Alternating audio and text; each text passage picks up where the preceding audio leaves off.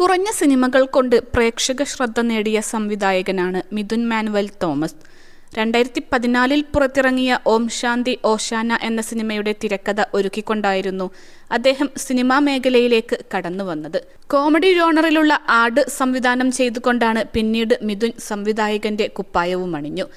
വ്യത്യസ്തമായ ജോണറിലുള്ള ചിത്രങ്ങൾ മലയാളികൾക്ക് സമ്മാനിച്ച സംവിധായകരിൽ ഒരാൾ കൂടെയാണ് മിഥുൻ മാനുവൽ തോമസ്.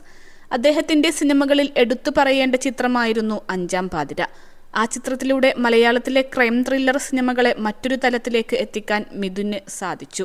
അതിനുശേഷം മിഥുൻ ജയറാമിനെ നായകനാക്കി സംവിധാനം ചെയ്ത ഏറ്റവും പുതിയ ചിത്രമാണ് അബ്രഹാം ഓസ്ലർ.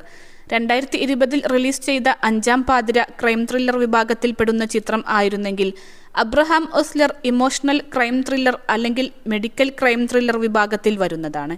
മറ്റൊരു അഞ്ചാം പാതിരയാകും തന്റെ പുതിയ ചിത്രമെന്ന പ്രതീക്ഷയിൽ ഓസ്ലർ കാണാൻ എത്തരുത് എന്ന് സംവിധായകൻ പലതവണ ആവർത്തിച്ചിരുന്നു. ആ പ്രതീക്ഷയോടെ പോകുന്നവർക്ക് തിയേറ്ററിൽ എത്തുമ്പോൾ നിരാശയാണ് ലഭിക്കുന്നതെങ്കിലും ആ പ്രതീക്ഷ മാറ്റിവെച്ച് പോകുന്നവർക്ക് ഇഷ്ടമാകുന്ന ചിത്രം തന്നെയാണ് അബ്രഹാം ഓസ്ലർ.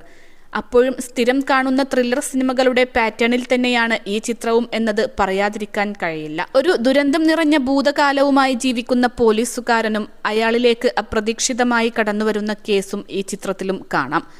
അത്രനാൾ തന്റെ ജീവിതത്തിലെ നഷ്ടങ്ങൾ ഓർത്ത് ജോലിയിൽ ഒരു താല്പര്യവും കാണിക്കാതെ നടന്ന നായകൻ പെട്ടെന്ന് തന്റെ മുന്നിലെത്തുന്ന കേസിന് പിന്നാലെ പോകുന്നതും ഇവിടെ ആവർത്തിക്കപ്പെടുന്നു. പിന്നെ ക്ലീഷേ ത്രില്ലർ പടത്തിലേതുപോലെ അവസാനം പിടിക്കപ്പെടുന്ന സീരിയൽ കില്ലറും അയാളുടെ വേദനിപ്പിക്കുന്ന പാസ്റ്റും. മലയാളത്തിൽ ഇതുവരെ കണ്ടിട്ടുള്ള ഒരു ത്രില്ലറിൽ വേണ്ട എല്ലാ ചേരുവകളും മിഥുൻ ഈ ചിത്രത്തിൽ ചേർത്തിട്ടുണ്ട്.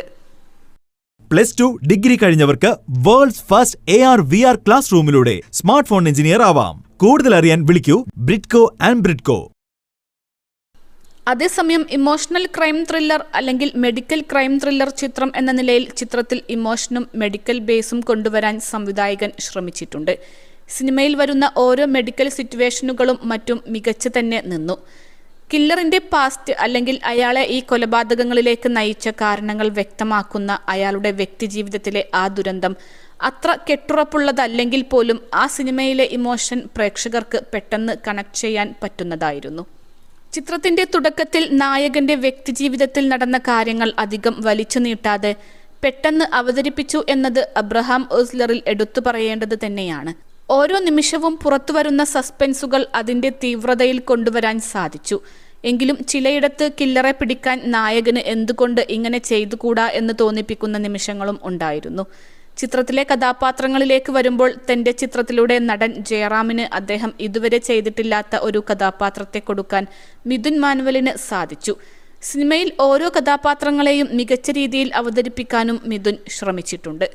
ചിത്രത്തിൽ കില്ലറിന്റെയും വില്ലന്റെയും സുഹൃത്തുക്കളുടെയും ചെറുപ്പം അവതരിപ്പിക്കുന്ന പുതുമുഖങ്ങളെപ്പോലും വളരെ മികച്ചതായി അവതരിപ്പിക്കാൻ സംവിധായകന് സാധിച്ചു. അപ്പോഴും പ്രേക്ഷകർ ഏറെ ആകാംക്ഷയോടെ കാത്തിരുന്ന അതിഥിവേഷം ആ സിനിമയിൽ എന്തിനായിരുന്നു എന്ന ചോദ്യം ബാക്കി നിർത്തി. ചിത്രത്തിലെ അർജുൻ അശോകന്റെ കഥാപാത്രത്തിലൂടെ ആ സിനിമയ്ക്ക് ആവശ്യമെങ്കിൽ ഒരു രണ്ടാം ഭാഗത്തിനുള്ള സാധ്യതയും ബാക്കിയാക്കാൻ മിഥുൻ ശ്രമിച്ചിട്ടുണ്ട്.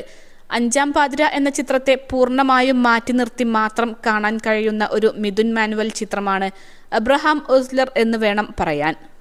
21 ലക്ഷത്തോളം സന്തുഷ്ടരായ ഉപഭോക്താക്കളും 2 ലക്ഷത്തോളം തിമിര ശസ്ത്രക്രിയകളും പൂർത്തിയാക്കിയ മലബാറിലെ ഏക കണ്ണാശുപത്രി അൽ സലാമ ഹൈ ഹോസ്പിറ്റൽ റോഡ് പെരിന്തൽമണ്ണ.